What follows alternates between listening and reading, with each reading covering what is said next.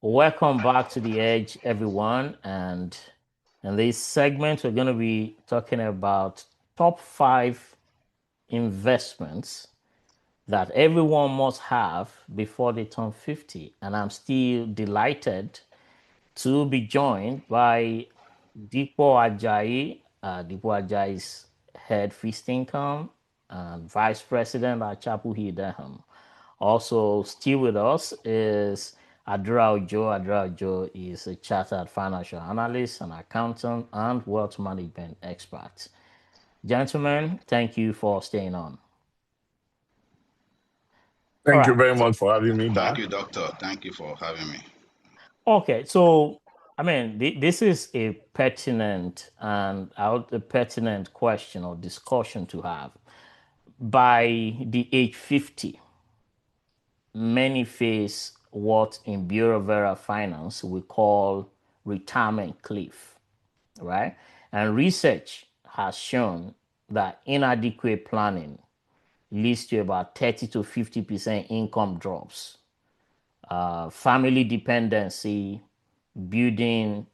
So building foundation early, I would say, will prevent this form of retirement cliff that we'll talk about for people in their 50s. It was Morgan Housel who notes in his work on the psychological of money that says that wealth is what you don't spend.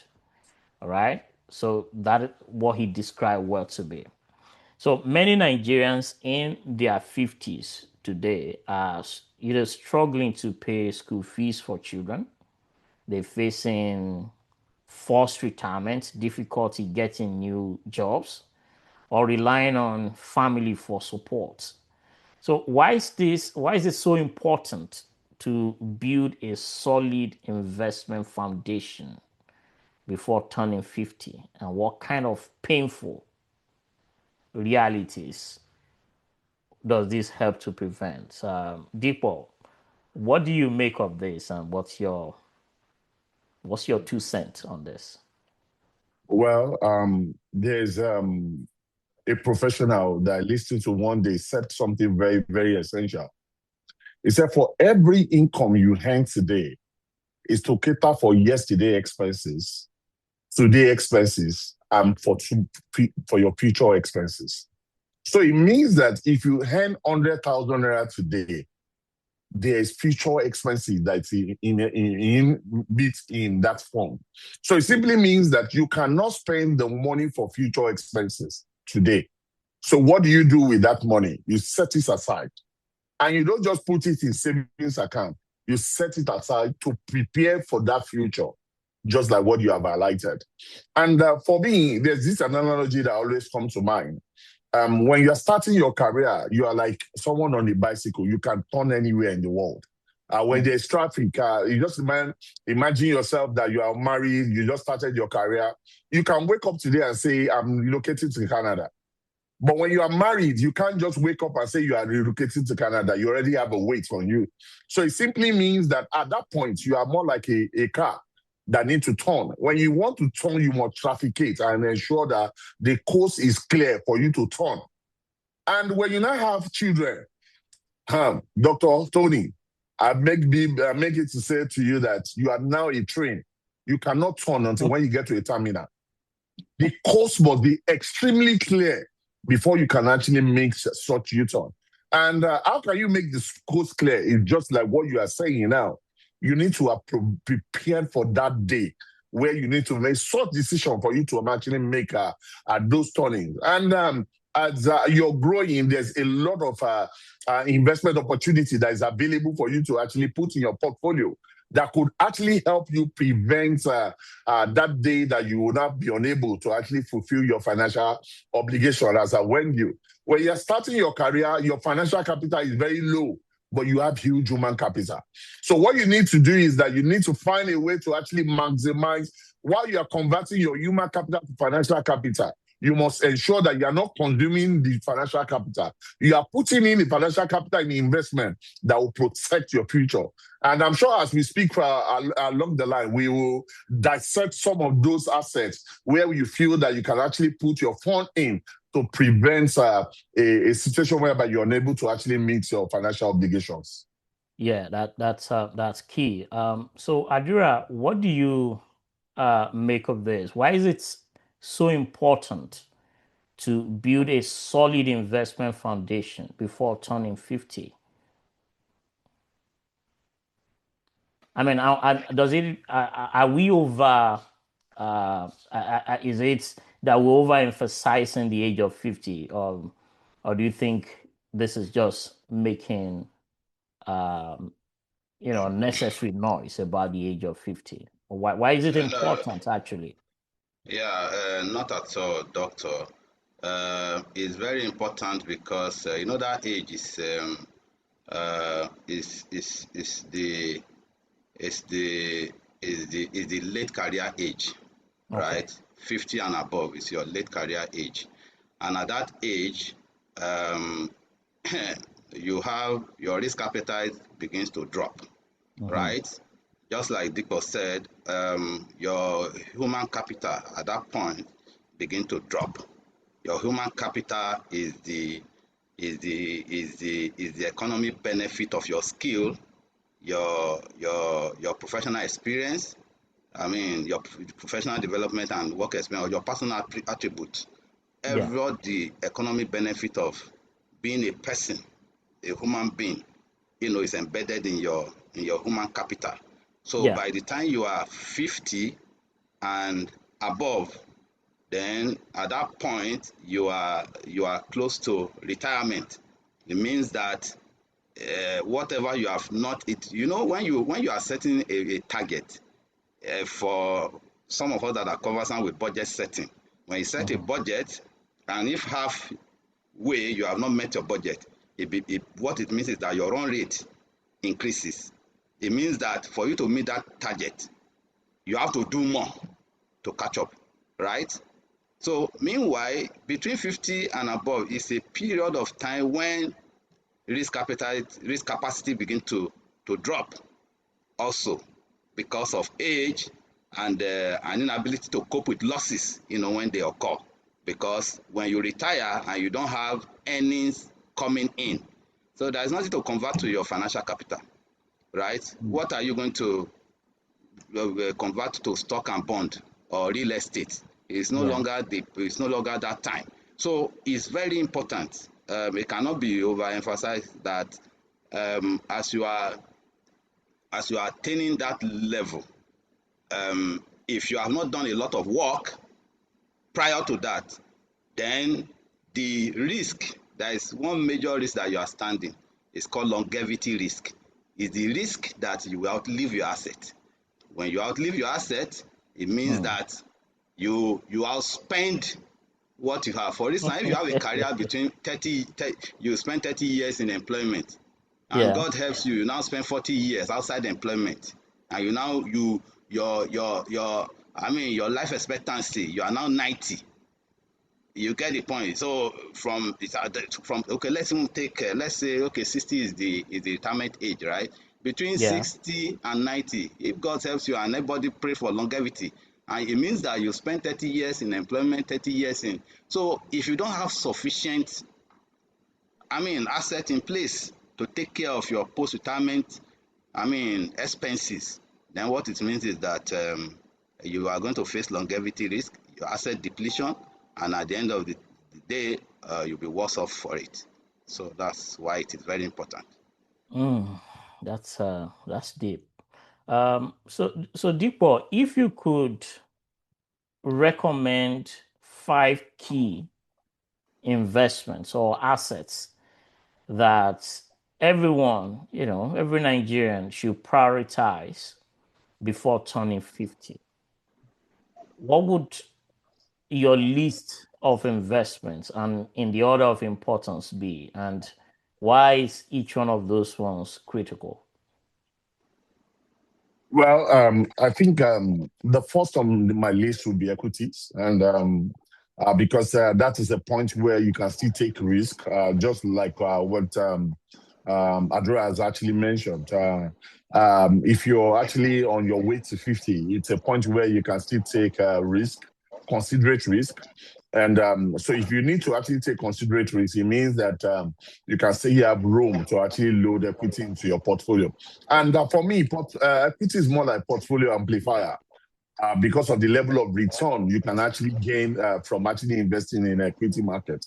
And we can look at a lot of example in the Nigerian markets. Look at, I'll give you some names. As of 2017, 2016, Okomu was trading around 40 naira. Okomu is trading north of 1,200 as we speak now. Same thing with Presco. So imagine that you have invested in such name now, even with the level of inflationary pressure that we have seen and depletion of the value of the currency, one way or the other, you have still been able to actually edge yourself. Because one thing, the equity can bring a bit of edge, most especially if the particular company can transfer the cost of this thing to consumer.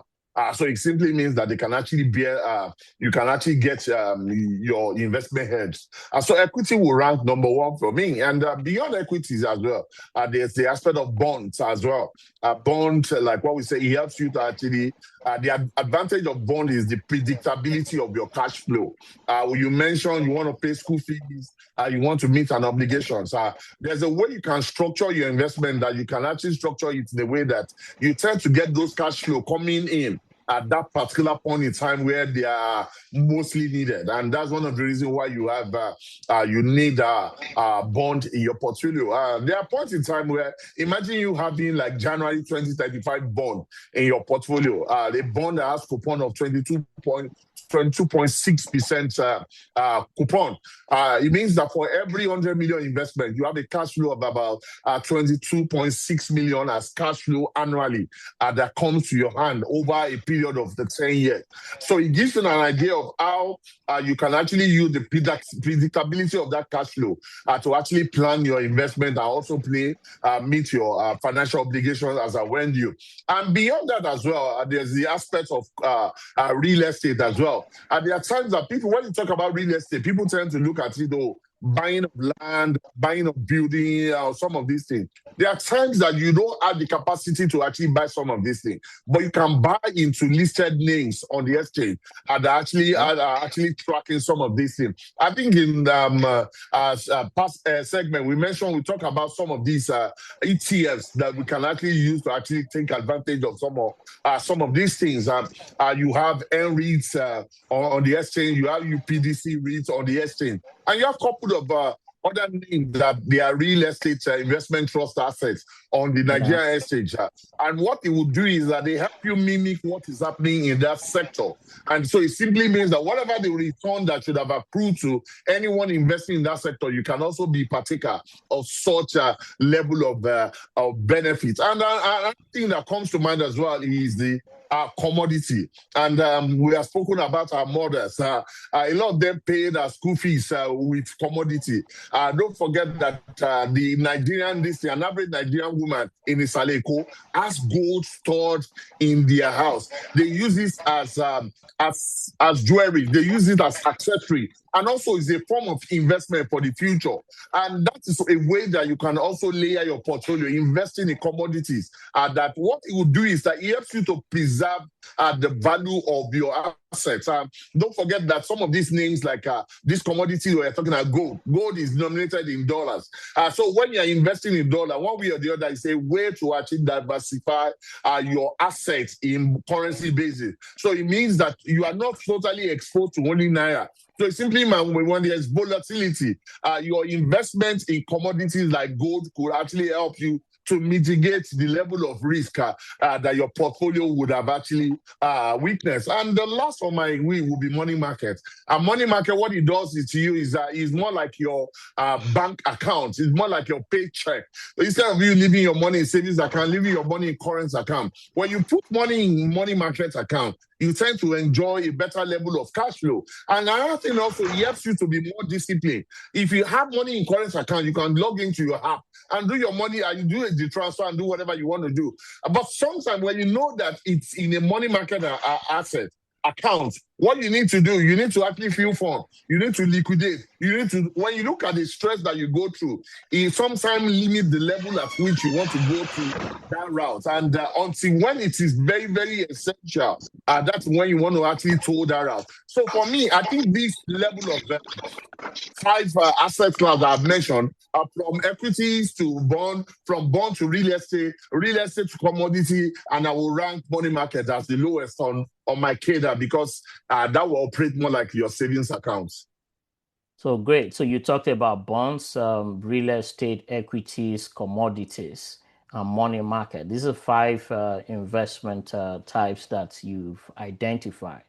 Adira, what's other types, or do you share similar investment types with Deepo, or do you have other types of investments that you think every Nigerian or everyone should have before they turn 50? And if you may, what are some of the common mistakes that people make with it? Okay, thank you, Doctor. You know, the work of advisory is a very complex one, right? Of course, you have different asset classes that are there, Yeah. both traditional and modern alternative that you can put your money in. But beyond that, the wealth journey, right, starts from you, which is your human capital, which is the totality of who you are. If I were to recommend to anybody who wants to do investment, you start from yourself, right? Because the foundation of any wealth creation is human capital. If you, whether you are an entrepreneur or you are a business person or you are a professional, if you don't invest in yourself, then most likely what you are going to have is any risk, which if there is any macroeconomic volatility, can take you off the job. If you are not in a dynamic industry where you can weather the storm, it will take you away. So if you want to start, you have to start with yourself, build yourself, get sufficient education, skill, experience, whatever education that you need to. If you are in the business space too, you need to build yourself in that space. When you build yourself in that space, as you begin to grow, then you begin to manage your human capital. You begin to, because even as a businessman, you know, you can, when you grow to a certain point, you can have this sentimental attachment to your business. You don't want it to, how do I, at the point you know, you have to start to plan your exit from that business. How do I exit from this business? How do I monetize? So all those decisions will start to come in. Then you can begin to, as you are between age 20 and 35, which is the early career stage, 35 to 50, 50 and above. So within those life cycle, there are specific, I mean, your risk appetite, you know, also change along that line. So, and whatever recommendation you are, it's easy to, you know, to say, go and buy stock. Somebody who is age 50, I just say, go and buy stock. I need to know what are your goals? What do you intend to? Because at a point, your living expenses, if you partition this into risk buckets, you discover that your living expenses shouldn't be invested in risky assets, right? So for instance, you can your living expense, it should be, you know, it should be in safe asset, such that the probability of missing that outcome, you know, be very low. So when you now have aspirational targets, you have gifting intention, you want to, your legacy plan, or you have a philanthropic intention. Ambitions. So those one, they are long-term investment. You can push those portfolio, you can push them into, risky. So depending on what you want. So along that line, there are risk. Different asset classes you can partition and put your resources into as you grow along the line, so that you will not you will not. It's good to set a goal, because at a point your expenses will even outweigh, as you are growing, your expenses will even outweigh your income, but over time. But as you grow, so you know that between age 20 and 35, this is my early career stage, I still have student loan to pay, I have this one to pay. As you are moving to 35 to 50, of course you will have grown at that level, you will have been in senior management level. At that point you have a lot of resources. You also have competing demand. You'll be paying for mortgages, paying for a lot of these things. So you have competing priorities, that are, that are demanding on your resources. So at that point in time, you need to begin to look at, how do I allocate some of these resources to all the different asset classes, so that I can meet my retirement goal and I can retire safely. So that's for me. Start with yourself, then thereafter you now have the different, like Dipo said, you have all the other different asset classes that you can now invest in, depending on where you are in each of this stage of your life, your financial life cycle. So that's the way I can attack. Okay, let's get practical, Adura.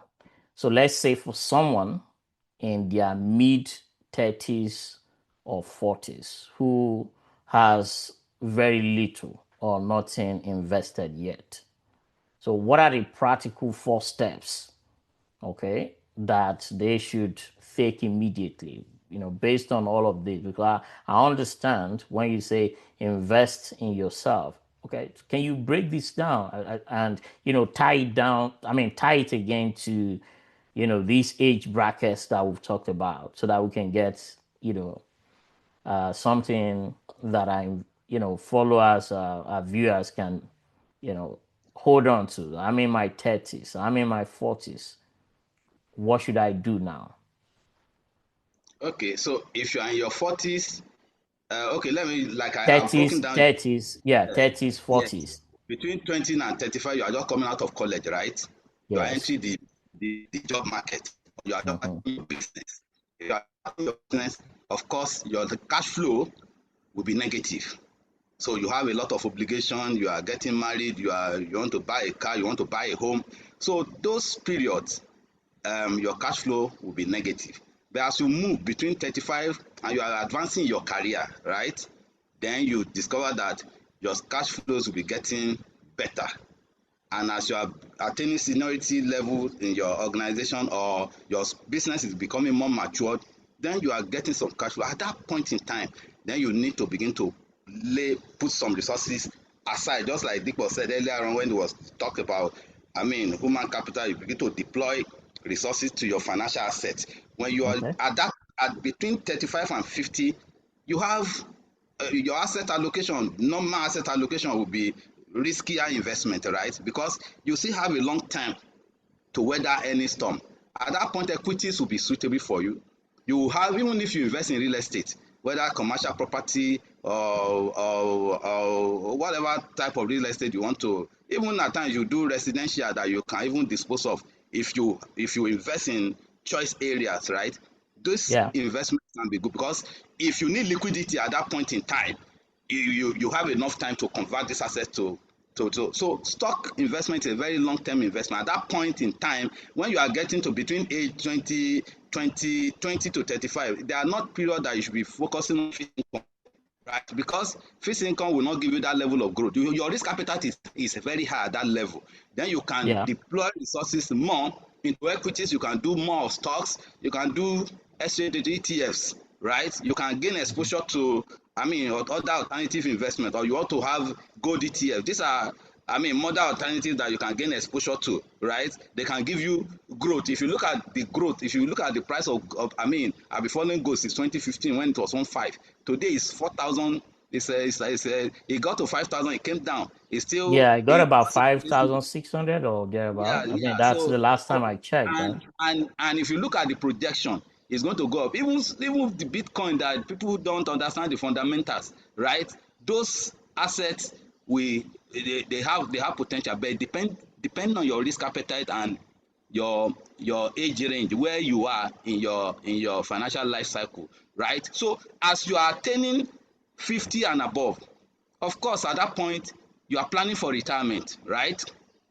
Yes, 50, 10 years and above. If you have 50 to 60, is still okay, plus your additional life expectancy, let's say 75. Well, 25 years is a long term, I mean, but depending on your goal at that point in time, what do you want to do?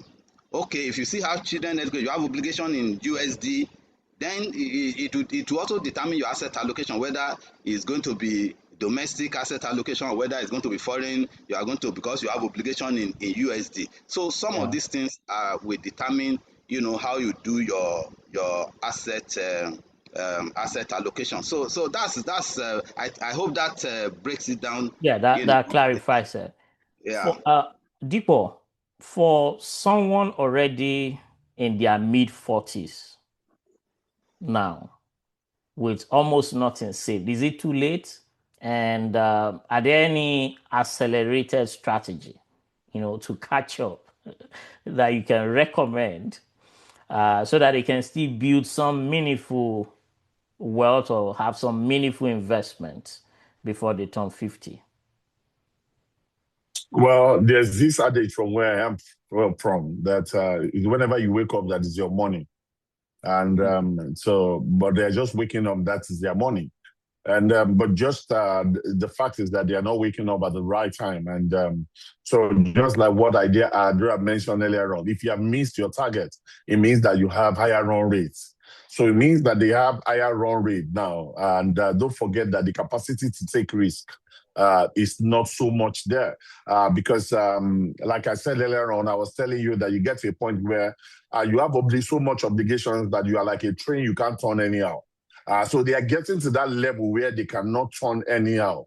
So it simply means that when you want to invest in this level, you need to be very, very careful. And why do you need to be very careful?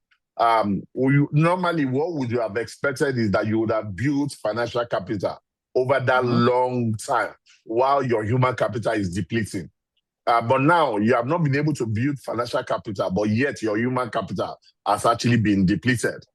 So what it simply means that it's a point where you have to act now. There's a lot of things that you need to do at this particular point in time. There has to be risk profile because it's not a time that you want someone to take a risk and say, oh, the market has crashed and someone will have IBP. And the next thing is that the person may actually lose their life. And so it's a time where you need to be able to sit down with this person, profile the person, and know what Adra actually mentioned. There's a lot of things we actually look at.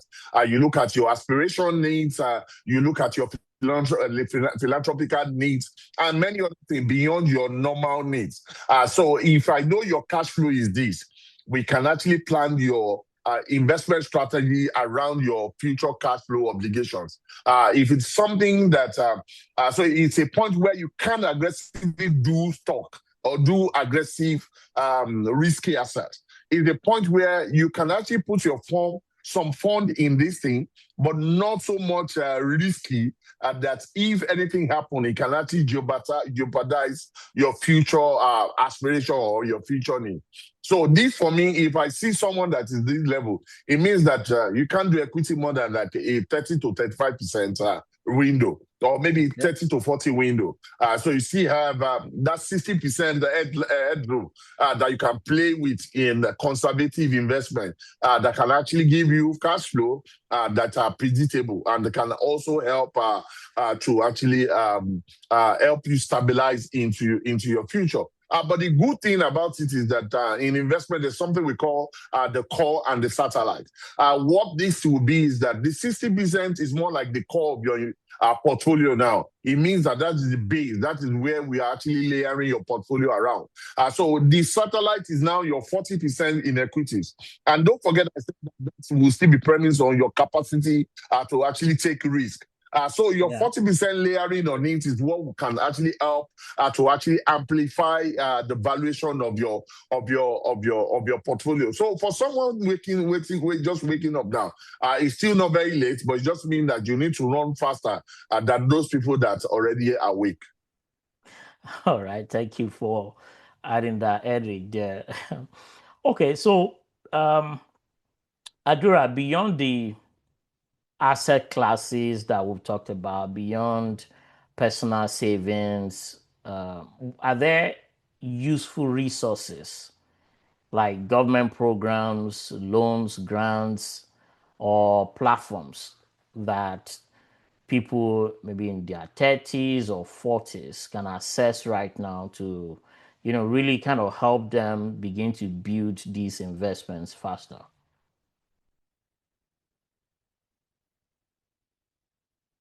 Yeah, well, yes.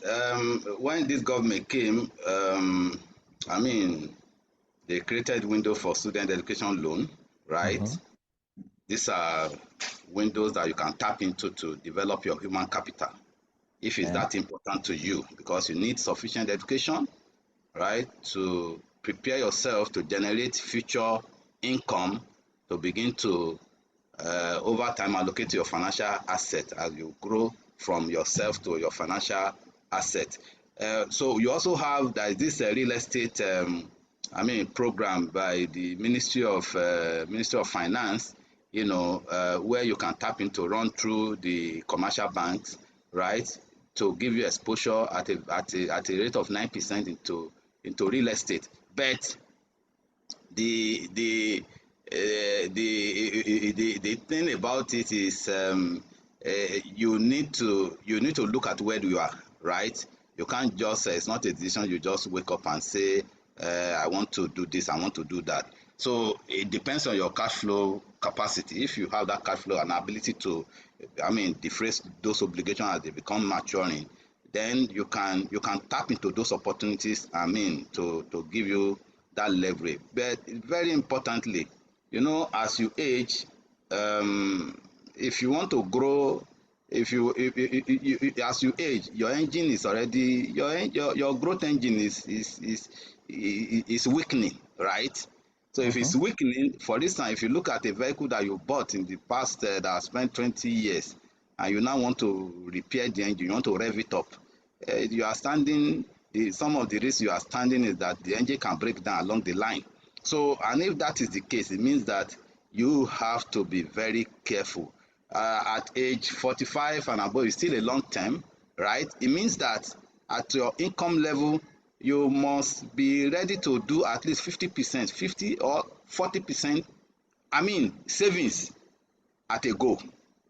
You understand? So if you are able to, if you want to move at that at that growth that will catch up with what you have lost, it means that you have to increase. So it's no longer a time to be spending all your cash flow. It means that in fact, if you are very aggressive, you can do 50, to investment, because those are the things that will give you stability as you progress. So you have to increase your run rate, otherwise you will not meet up. As you retire, then your income sources stops to flow. That flow will stop, and when it stops, you are left with what you have. And if you don't plan what you have carefully, of course the risk of depleting it, and you know what it is, emotion can set in. When you it happens to everyone, you think Yeah. that, oh, I've lost it, oh, how do I recover? For people that, if you trade, if you are for people that trade currency, in the international market, you know what it is. When you are leveraged, and now you are having losses against you, right? You now want to Yeah. come back, you now double your position. And when you double your position, you know what it means. It means that if the market Taking turns more against risk. you, it means that your debt is going to be twice as what it should have been. In fact, that one is direct. That person will end up in hell directly. So that's what it means. So that's the way I see it, doctor. Right. Thank you so much. I think it's been a wonderful conversation and one that we'll continue to explore. Now, we have a few more minutes, Deepo. We have a question from one of our listeners who was reacting to our last episode on top five stocks to purchase from the NGX and some of those opportunities from the dividend window that we have in June. So one is saying if they have about 5 million naira and they want to invest about for 5 years, are there particular sectors that you think they should be looking at? Well, if I have 5 million and I'm investing for 5 years, it's more like Yeah, a that's long-term horizon. yeah, that And was the um, question. and um, and and look at just what we discussed around the GDP. ICT ranked number one for me because that sector is currently printing cash. And if you remember some years ago, maybe about 2 years ago, MTN went to negative shareholders fund because of the FX loss. And Mm-hmm. I remember I mentioned clearly on one TV show like that MTN will be out of their negative shareholders fund. They will return back to positive just within 1 year of operation. And they were able to do that. Not that they were able to do that only. They even declared dividend in their Q3 result. And when you have checked their results in the last 3 quarters, you will see that upside momentum. So it means that playing in that sector will not be a bad idea for someone looking to actually invest for a long time. And, the financial sector is something that you cannot look down on. So I mean the banking sector. I'm actually a lover of the banking sector.